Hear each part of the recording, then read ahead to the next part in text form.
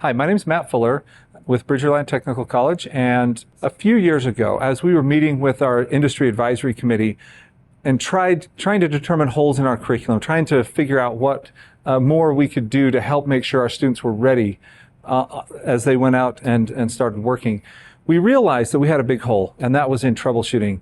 Students were definitely learning how to set up and read schematics and get a process built, but they weren't learning how to troubleshoot those systems, especially when they hadn't seen a problem before. They just weren't grasping that as well as they could.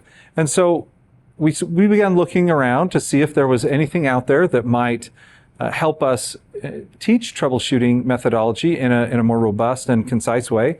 And we just couldn't find anything. So we decided to write a grant that would help us develop a methodology, incorporate that throughout our curriculum, and develop some training equipment that we didn't have that would allow us to introduce that methodology right at the beginning so that we could better prepare students for real-world scenarios on the job.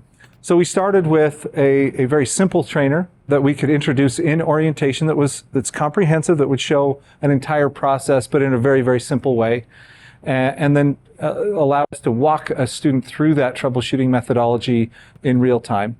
And then we also realized we didn't have a complex enough system. And as we looked at different training equipment that's available out in industry, first of all, a lot of it is very, very, very expensive.